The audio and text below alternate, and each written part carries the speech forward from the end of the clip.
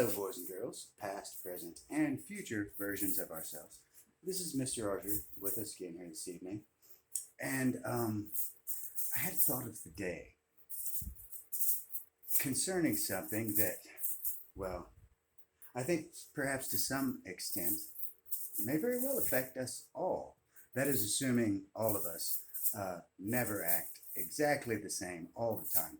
And I've heard people say sometimes that this person or that person is fake because they act this way in this situation with this person and that way in that situation with that person. And, I've thought about that as well. And to that I respond, you know, just because I may act one way one minute and act completely different the next doesn't necessarily mean that either of those sides are fake. It just means that they're all different attributes to my personality as a whole. Makes sense. But that goes directly into the thought of the day.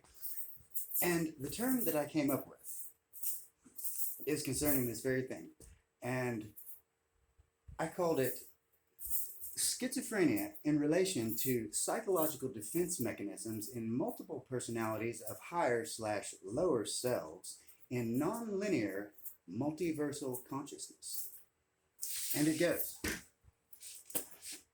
In certain cases pertaining to people having experienced varying degrees of trauma and abuse throughout the course of their lives, it has been documented that some such people seem to develop or access one or more completely different personalities than what might be considered their normal, average, or original personality or consciousness.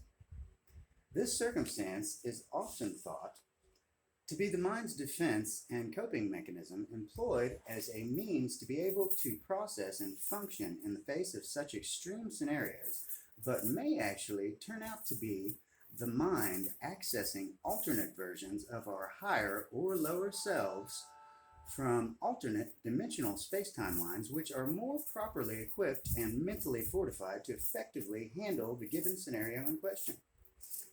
These different versions of ourselves have been observed to and may vary in character and intensity of personality from mild to extreme degrees, depending on the necessity of the situational circumstance under which they initially emerge from the zero-point consciousness of the presently relative dimensional reality of a given subject's host body as either higher/positive or lower/negative self-versions of fluctuating extremes. It should also be noted that any given version within this broad range of selves may or may not work either collectively or independently in relation to the zero-point host body consciousness. If working collectively, a main discerning characteristic of such a version is that it enacts its influence upon the ZP consciousness in more of a very persuasive coach type or advisory capacity to the ZPC, while acting out of love and genuine concern and also allowing it the self-controlling behavioral aspects of choice and free will from a mutually consciously remembered standpoint within the spacious present or series thereof. Whereas, if operating independently, such versions may and tend to act more from motivations of self-interest, animosity, and survival necessity, and may or may not completely block the ZPC during their relative period of operation within said host, leaving either fragmented or no recollection of any events which transpired during their dictatorial reign of consciousness within a physical body.